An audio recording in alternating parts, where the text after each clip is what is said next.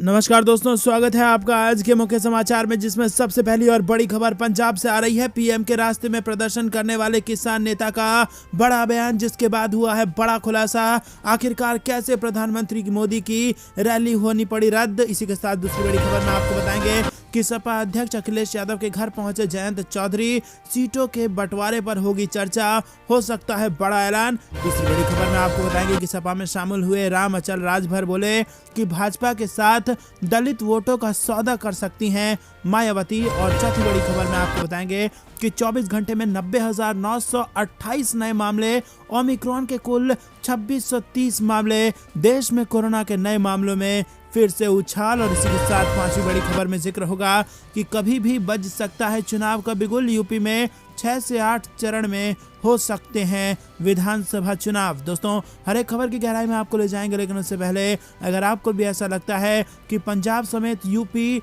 और सभी 5 राज्यों में जहां चुनाव होने हैं भाजपा को कड़ा नुकसान होने वाला है, तो आप अभी इस वीडियो को लाइक जरूर कीजिए और लाल बटन को दबा के चैनल को सब्सक्राइब कर दीजिए अगर चैनल पर नए हैं तो। दोस्तों, फटाफट शुरू करते हैं सबसे पहली और बड़ी खबर की तरफ। पीएम मोदी के रास्ते में प्रदर्शन करने वाले किसान नेता का बड़ा बयान। जी हाँ दोस्तों, आपको बता दें कि भारतीय किसान यूनियन क्रांतिकारी के राज्य महासचिव बलदेव सिंह जीरा का कहना है कि फिरोजपुर एसएसपी ने उन्हें सूचित किया था कि पीएम मोदी धरना स्थल वाली सड़क से गुजरने वाले हैं। जी हाँ दोस्तों, पंजाब में निर्धारित रैली को संबोधित किए बिना प्रधानमंत्री नरेंद्र मोदी को वापस लौटने के लिए मजबूर कर देने वाले किसान संघ के एक नेता का कहना है कि अगर उन्हें पता होता कि पीएम वास्तव में उन मार्गों पर जा रहे हैं तो वो अलग तरह से प्रतिक्रिया देते। भारतीय किसान यूनियन क्रांतिकारी के राज्य महासचिव बलदेव सिंह ने कहा कि आखिरकार वो हमारे पीएम हैं। फिरोजपुर एसएसपी ने पीएम के आने के बारे में दी थी सूचना। ये भी बड़ी खबर आ रही है दोस्तों। इंडियन एक्सप्रेस में छपी रिपोर्ट के मुताबिक बलदेव सिंह जीरा ने आगे कहा कि फिरोजपुर एसएसपी हमें सूचित करने आए थे कि पीएम इस सड़क से गुजरने वाले हैं, लेकिन हमें लगा कि वो हमें तितर बितर करने के लिए झूठ बोल रहे हैं। हम वहां भाजपा के वाहनों को रोकने के लिए थे। अगर हमें पता होता कि पीएम वास्तव में इस रूट पर यात्रा कर रहे हैं तो हमारी प्रतिक्रिया कुछ और होती। तो दोस्तों, यहाँ पर आपको बता दें, प्रदर्शनकारियों ने कहा है कि हमें लगा कि एसएसपी हमसे झूठ बोल रहे हैं कि यहाँ से प्रधानमंत्री जाने वाले हैं ताकि हम इधर उधर तितर बितर हो जाएं, लेकिन वास्तव में वहां से प्रधानमंत्री जाने वाले थे और उनकी रैली रोक दी गई और रद्द करनी पड़ी। लेकिन दोस्तों, दूसरी थ्योरी ये भी है कि क्योंकि उनकी रैलियों में 70,000 लोगों को बैठने की जगह थी, लेकिन 700 लोग भी नहीं आ पाए थे। इसी इनपुट की वजह से भाजपा ने ये सब किया और प्रधानमंत्री मोदी को वापस वहां से लौटना पड़ा। तो दोस्तों, क्या सच है ये कमेंट में आप हमें जरूर बताइए। आपकी राय जानना हमारे लिए बहुत जरूरी है। और साथ ही साथ दोस्तों, वीडियो लाइक करना मत भूलिएगा। रुक करते हैं अगली बड़ी खबर की तरफ। सब जयंत चौधरी सीटों के बंटवारे पर होगी चर्चा। जी हाँ दोस्तों, राष्ट्रीय लोकदल सुप्रीमो जयंत चौधरी बृहस्पतिवार सुबह सपा प्रमुख अखिलेश यादव के घर पहुंच गए।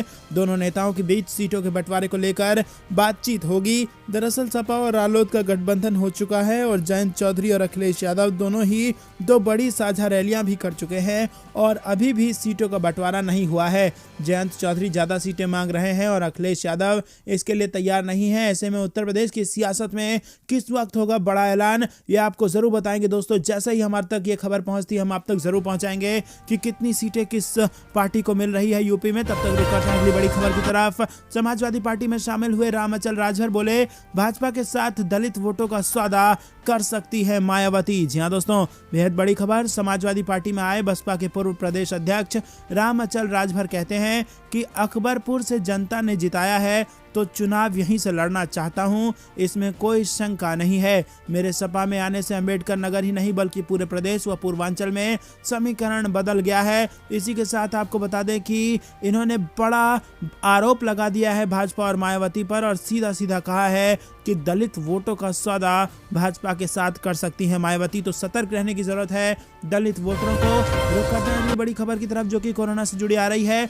देश में कोरोना के नए मामलों में जबरदस्त उछाल। 24 घंटे में 90,928 नए मामले, ओमिक्रॉन के कुल 2630 केस आए हैं सामने। जी हाँ दोस्तों, देश में कोरोना के मामले में बहुत तेजी से बढ़ोतरी हो रही है। पिछले 24 घंटे में कोरोना वायरस के 90,928 नए मामले आए हैं। 19,206 रिकवरी हुई और 325 लोगों की कोरोना से जान चली गई, जिसके बाद कुल मामले की संख्या 3,51,09,286 हो गई है। वहीं एक्टिव केस की संख्या 2,85,401 है, जिसके बाद कुल 3,43,41,009 लोगों की रिकवरी की गई। 325 मौतों के बाद कुल 4,82,876 मौतें हो चुकी हैं। अगर वैक्सीनेशन की बात की जाए तो देश में अब तक जबरदस्त तेजी से दोस्तों वैक्सीनेशन भी हो रहा है। कल के मुकाबले मामले 56.5% बढ़े हुए हैं। तो दोस्तों बेहद बड़ी खबर निकल के आ रही है, हर रोज डबल हो रहे हैं कोरोना के मामले। रुक करते हैं अगली बड़ी खबर की तरफ। कभी भी बच सकता है चुनाव का बिगुल, यूपी में 6 से 8 चरण में हो सकता है विधानसभा चुनाव। जी हां दोस्तों, आपको बता दें उत्तर प्रदेश में होने वाले विधानसभा चुनाव की तैयारियां जोर शोर पर हैं और चुनाव की रणभेरी कभी भी बच सकती है। और इस बीच खबर है कि उत्तर प्रदेश में होने वाला विधानसभा चुनाव 6 से 8 चरणों में हो सकता है। हालांकि चुनाव आयोग उत्तर प्रदेश में मतदान के चरणों को अंतिम रूप देने में जुटा हुआ है, मगर 6 से 8 चरण में हो विधानसभा चुनाव। और इसी के साथ फिलहाल आयोग कोरोना वायरस के कहर को देखते हुए चुनाव कराने से पहले हर पहलू पर विचार कर रहा है। यही वजह है कि स्वास्थ्य मंत्रालय के साथ चुनाव आयोग की एक बड़ी बैठक होनी है। कोरोना वायरस के बढ़ते प्रकोप के बीच ऐसी अटकलें थी कि शायद यूपी में विधानसभा चुनाव टाल दिए जाएं, मगर तैयारियों की समीक्षा करने के बाद लखनऊ में निर्वाचन आयोग की टीम ने बीते दिनों ही प्रेस कॉन्फ्रेंस कर स्पष्ट कर दिया है कि चुनाव समय पर ही होंगे। इसके लिए सभी दलों ने विधानसभा चुनाव करवाने के लिए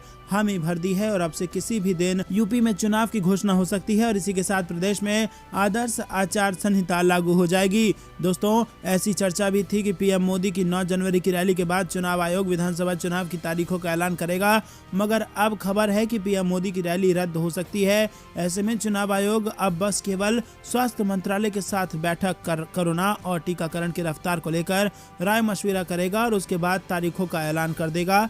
साल 2017 में 4 जनवरी को चुनाव की घोषणा हो गई थी। 36 दिनों बाद 11 फरवरी से 8 मार्च तक 7 चरणों में वोटिंग हुई थी और 11 मार्च को आ चुका था उस साल रिजल्ट। दोस्तों वो कहते हैं अगली बड़ी खबर की तरफ। यूपी में एम्बुलेंस सेवा को लेकर हाई कोर्ट सख्त, योगी सरकार से मांगा इसको लेकर जवाब। जी हां दोस्तों, बेहद बड़ी मुसीबत में फंस सकती है योगी सरकार। उत्तर प्रदेश में एम्बुलेंस सेवा को लेकर हाईकोर्ट ने राज्य सरकार से जवाब तलब किया है। इलाहाबाद हाईकोर्ट ने योगी सरकार से पूछा है कि एम्बुलेंस 108 और 102 में पर्याप्त संख्या में चालक, कर्मचारी और सुविधाएं मुहैया कराई गई हैं या फिर नहीं कराई गई। साथ ही इस संबंध में उठाए गए कदमों की विस्तृत जानकारी भी मांगी है। यह आदेश मुख्य न्यायमूर्ति राजेश बिंदल और न्यायमूर्ति पीयूष अग्रवाल की खंडपीठ ने भारतीय मजदूर संघ की जनहित याचिका पर दिया है। याचिकाकर्ता ने कहा कि राज्य सरकार ने प्रदेश में आपातकालीन चिकित्सा परिवहन सेवाएं प्रदान करने के लिए लगभग 4515 एम्बुलेंस वाहन खरीदे थे। सुचारू रूप से चलाने के लिए राज्य सरकार ने सर्विस प्रोवाइडर कंपनियों के साथ एक समझौता किया था, जिसका उद्देश्य केंद्रीकृत कॉल सेंटर के माध्यम से एम्बुलेंस चलाने के लिए चालक और तकनीकी कर्मचारी देना भी था। याचिका में कहा गया है कि कोविड-19 का संक्रमण बढ़ने पर 24 घंटे एम्बुलेंस स्टाफ की आवश्यकता होती है। ऐसे में प्रतिदिन 102 और 108 एम्बुलेंस चलाने के लिए 8 घंटे की शिफ्ट के हिसाब से लगभग 27,090 ड्राइवरों और तकनीकी कर्मचारियों की आवश्यकता है, जबकि सर्विस प्रोवाइडर कंपनी केवल 6,000 ड्राइवर और टेक्नीशियन को ही काम पर रखती है। रुक करते हैं अगली बड़ी खबर की तरफ। अखिलेश यादव ने कोरोना वायरस के मद्देनजर अयोध्या में विजय रथ यात्रा को कर दिया रद्द। जी हां दोस्तों, आपको बता दें समाजवादी पार्टी की 9 जनवरी को अयोध्या में होने वाली विजय रथ यात्रा को रद्द कर दिया गया है। कोरोना वायरस के ओमिक्रॉन वेरिएंट के संक्रमण के मामले में वृद्धि होने से पार्टी ने यह फैसला लिया। पार्टी प्रमुख अखिलेश यादव ने उत्तर प्रदेश के गोंडा और बस्ती में 7 जनवरी और 8 जनवरी को होने वाली अपनी अन्य रैलियां भी रद्द कर दी हैं। यूपी में फरवरी मार्च में होने वाले चुनावों के मद्देनजर राजनीतिक दल सघन प्रचार कर रहे हैं। पिछले महीने अखिलेश यादव ने पश्चिमी उत्तर प्रदेश में एक और रैली रद्द की थी और उन्होंने कहा था कि वो पत्नी और बेटी के कोविड पॉजिटिव आने के कारण 3 दिनों तक सार्वजनिक कार्यक्रमों से दूर रहेंगे। और यादव ने ट्विटर पर अपनी कोविड नेगेटिव रिपोर्ट साझा की और कहा कि उन्होंने एहतियात के तौर पर ये निर्णय लिया है क्योंकि उनके परिवार के सदस्य संक्रमित हो गए हैं। बुधवार को कांग्रेस ने चुनाव आयोग को पत्र लिखकर कोविड की अनुमानित तीसरी लहर को देखते हुए बड़ी रैलियों को रद्द करने के लिए कहा था। कांग्रेस ने हाल ही में अत्यधिक संक्रामक ओमिक्रॉन वेरिएंट के मामले में वृद्धि को लेकर चुनावी राज्यों यूपी में अपने सभी कार्यक्रम को स्थगित कर दिया है। देश में बुधवार को समाप्त 24 घंटे में कोरोना के 58,057 नए मामले दर्ज किए गए थे, लेकिन अब वो 90,000 से भी ज्यादा है। रुक करते हैं अगली बड़ी खबर की तरफ। पीएम मोदी के लौटने का खेद है, पीड़ा है, लेकिन अपनों पर गोली लाठी नहीं चलवा सकता। पंजाब के मुख्यमंत्री का बड़ा बयान। जी हाँ दोस्तों, आपको बता दें पंजाब के मुख्यमंत्री चरणजीत सिंह चन्नी ने प्रधानमंत्री नरेंद्र मोदी की सुरक्षा में चूक से इनकार किया है। उन्होंने कहा कि मुझे खेद है कि पीएम मोदी को फिरोजपुर जिले के दौरे के दौरान वापस लौटना पड़ा। हम अपने पीएम का सम्मान करते हैं। अगर प्रधानमंत्री की सुरक्षा में कोई चूक हुई है तो हम इसकी जांच कराएंगे, लेकिन दोस्तों आपको बता दें कि यहाँ पर गोली लाठी में अपने लोगों पर नहीं चलवा सकता। ये बड़ा बयान दे दिया है चरणजीत सिंह चन्नी ने। आपको पता होगा कि लखीमपुर में क्या कांड हुआ था, जब लोगों ने विरोध किया था, जब गाड़ी रोकने की कोशिश की थी तो लखीमपुर में किसानों पर गाड़ी चढ़ा दी गई थी। उसी पर कहीं ना कहीं तंज कसते हुए चन्नी साहब ने कहा है कि गोली लाठी नहीं चलवा सकता अपने लोगों पर। करते हैं अगली बड़ी खबर की तरफ। पीएम मोदी की सुरक्षा में हुई चूक पर राकेश टिकैत का बयान। कहा किसानों का आक्रोश है या फिर कुछ और, ये जांच में ही पता चलेगा। जी हाँ दोस्तों, प्रधानमंत्री नरेंद्र मोदी की सुरक्षा में पंजाब में हुई चूक को लेकर कांग्रेस और बीजेपी आमने सामने है, और इस बीच किसान नेता राकेश टिकैत ने कहा है कि इस बात की जांच जरूरी है कि वापसी सुरक्षा में चूक है या फिर किसानों का आक्रोश। भारतीय किसान यूनियन के नेता टिकैत ने कू पर लिखा कि बीजेपी द्वारा पीएम मोदी की सुरक्षा में चूक करने के कारण रैली रद्द करने की बात कही जा रही है। वहीं दूसरी ओर पंजाब के खाली कुर्सियों की बात कहकर पीएम मोदी के वापस लौटने का दावा कर रहे हैं। अब इस बात की जांच जरूरी है कि वापसी सुरक्षा में चूक है या फिर किसानों का यह आक्रोश है। तो दोस्तों आपको बता दें कि राकेश टिकैत भी चाहते हैं कि इस बात में जांच हो और पता चले कि क्या रैली में किसानों ने विरोध किया, रैली में भीड़ नहीं आ सका, इस वजह से पीएम मोदी वापस लौटे हैं और उनका रैली रद्द हुआ है, या फिर सुरक्षा में चूक की वजह से उनको रैली रद्द करनी पड़ी है। रुक करते हैं अगली बड़ी खबर की तरफ। मोदी की सुरक्षा चूक पर कांग्रेस का पलटवार। कहा पीएम की रैली इसीलिए रद्द की गई क्योंकि वहां भीड़ नहीं थी। जहां दोस्तों कांग्रेस पार्टी ने सीधा सीधा ये आरोप लगा दिया है। कांग्रेस ने बुधवार को कहा कि पंजाब में प्रधानमंत्री नरेंद्र मोदी के कार्यक्रम के लिए सुरक्षा के पूरे प्रबंध किए गए थे, लेकिन भीड़ नहीं होने की वजह से उनकी रैली रद्द की गई है। पार्टी के मुख्य प्रवक्ता रणदीप सुरजेवाला ने भारतीय जनता पार्टी के अध्यक्ष जेपी नड्डा पर पलटवार करते हुए कहा कि आरोप प्रत्यारोप करने की बजाय भाजपा और प्रधानमंत्री को अपने किसान विरोधी रुख पर आत्ममंथन करना चाहिए। साथ ही उन्होंने दावा किया कि सड़क मार्ग का उपयोग करना प्रधानमंत्री के पहले से तय कार्यक्रम का हिस्सा नहीं था। इससे पहले जेपी नड्डा ने पंजाब की कांग्रेस सरकार को आड़े हाथों लेते हुए आरोप लगाया कि आगामी विधानसभा चुनाव में हार के डर से उसने प्रधानमंत्री के कार्यक्रम को विफल करने के लिए हर संभव कोशिश की है। तो करते हैं अगली बड़ी खबर की तरफ।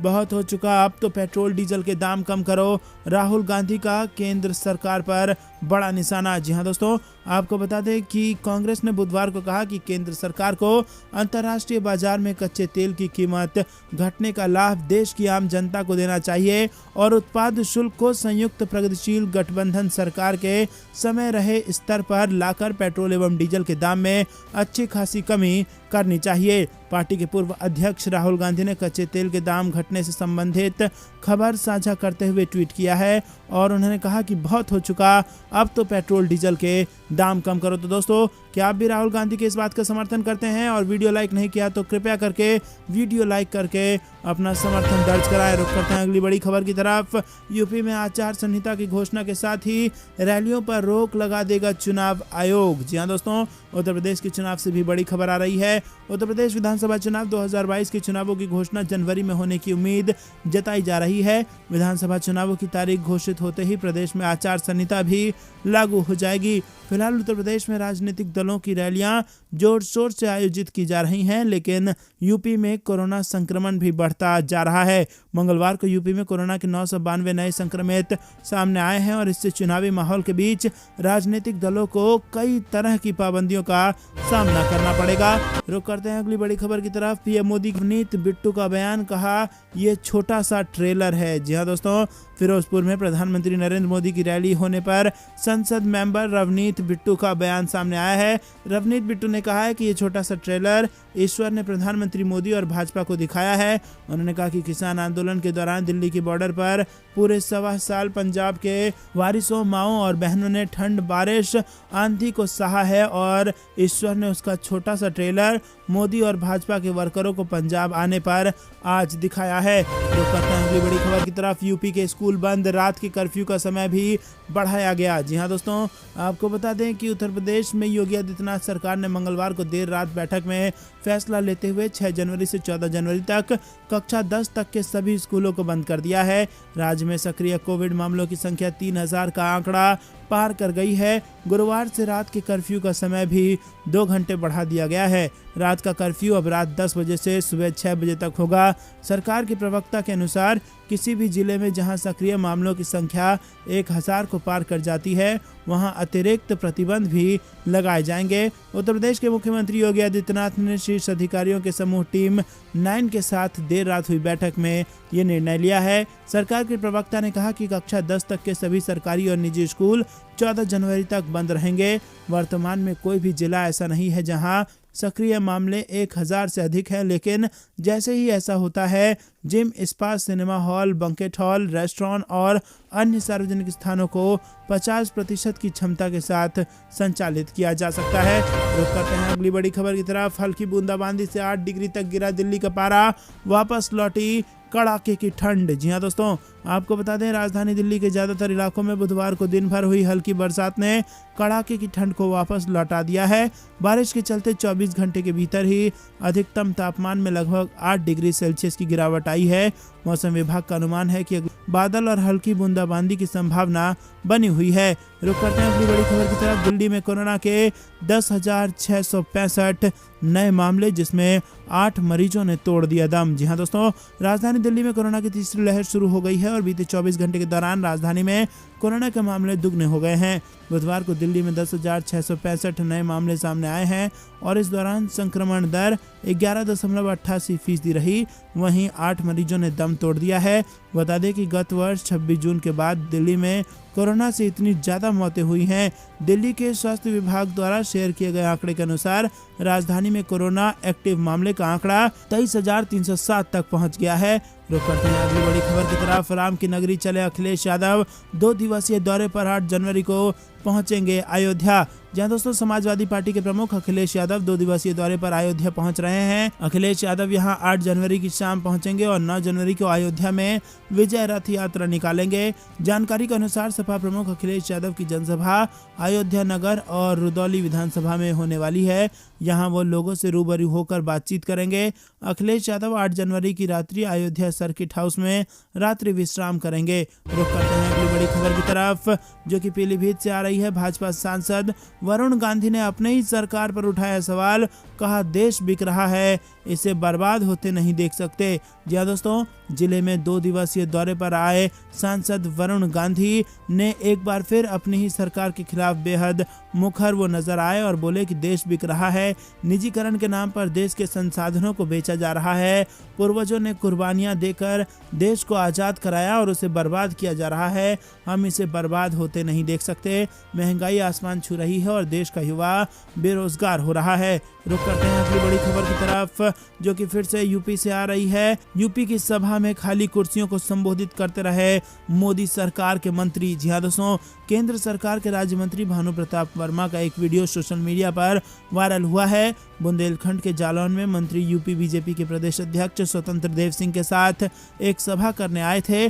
बीजेपी प्रदेश अध्यक्ष इस सभा में खराब मौसम के कारण नहीं आ सके। वहीं मंत्री की सभा में भीड़ नहीं पहुंची। हालात ये हुई कि कुछ दर्जनों लोगों के बीच मंत्री जी अपना भाषण देकर चले गए। दोस्तों, रुक करते हैं अगली बड़ी खबर की तरफ, जो कि पंजाब के चुनाव से जुड़ी आ रही है, जहां पर पीएम मोदी का हुआ है विरोध और लगा है गो बैक मोदी के नारे। जी हां दोस्तों, फिरोजपुर में प्रधानमंत्री नरेंद्र मोदी की होने वाली रैली का विरोध सोशल मीडिया पर भी शुरू हो गया है। ट्विटर पर गो बैक मोदी टॉप पर ट्रेंड कर रहा है और सोशल मीडिया के पेज ट्रैक्टर टू ट्विटर पर बच्चे से लेकर नौजवान और बुजुर्ग भी मोदी की रैली का विरोध कर रहे हैं। लगातार वीडियो अपलोड किए जा रहे हैं। वीडियो डालने वाले लोग विरोध करने का कारण भी स्पष्ट कर रहे हैं। उसके साथ साथ कृषि कानूनों के खिलाफ प्रदर्शन के दौरान शहीद हुए किसानों के लिए इंसाफ की मांग भी की जा रही है। केंद्र सरकार द्वारा बनाए गए कृषि कानूनों के खिलाफ किसान जत्थेबंदियां लगभग 13 महीने तक दिल्ली के बॉर्डर पर बैठे रहे थे। इस आंदोलन के दौरान करीब 700 किसान शहीद हो गए थे और कुछ समय पहले प्रधानमंत्री नरेंद्र मोदी ने कृषि कानून वापस लेने का ऐलान कर दिया था। पंजाब में अब विधानसभा चुनाव है और इस बार भारतीय जनता पार्टी अकाली दल के बजाय कैप्टन अमरिंदर सिंह की नई पार्टी पंजाब लोक कांग्रेस और शिरोमणि अकाली दल संयुक्त के साथ गठबंधन में चुनाव लड़ रही है। करते हैं अगली बड़ी खबर की तरफ। अखिलेश यादव का बयान, बोले सपा की सरकार आई तो बीजेपी के विज्ञापन पर खर्च करने वाले अफसर नापे जाएंगे। जी हां दोस्तों, आपको बता दें समाजवादी पार्टी के राष्ट्रीय अध्यक्ष अखिलेश यादव ने उत्तर प्रदेश के सूचना विभाग पर बीजेपी का प्रचार प्रसार करने का आरोप मढ़ा है। उनका कहना है कि राज्य में सपा की सरकार बनते ही बीजेपी का प्रचार करने वाले अफसरों पर कार्रवाई की जाएगी। यूपी के पूर्व मुख्यमंत्री अखिलेश यादव ने एक प्रेस नोट जारी कर कहा कि सूचना विभाग का काम सरकारी विकास कार्यों का प्रचार प्रसार करना है और इसके बावजूद लाल टोपी दिखाकर फर्क बताने वाले राजनीतिक विज्ञापन जारी किए जा रहे हैं। उनका आरोप है कि सूचना विभाग बीजेपी के राजनीतिक प्रचार प्रसार में लगा हुआ है और इसको लेकर यादव ने कहा कि 2022 में सपा की सरकार बनते ही विज्ञापनों पर खर्च की गई धनराशि की जांच कराई जाएगी। वहीं इस मामले में जो भी अफसर दोषी पाए जाएंगे वो जांच के दायरे में होंगे। उत्तर प्रदेश के सीएम रह चुके अखिलेश यादव ने कहा कि समाजवादी पार्टी ने सरकार में रहने के दौरान कभी सरकारी इस्तेमाल नहीं किया, लेकिन भाजपा सत्ता में आई तो सिवाय सत्ता का दुरुपयोग के अलावा कुछ नहीं किया भाजपा। तो दोस्तों, ये थी दिन भर कुछ बेहतरीन और बड़ी खबरें। तक बने रहने के लिए बहुत बहुत धन्यवाद। देख रहे थे आपका अपना चैनल। जय हिंद, जय भारत।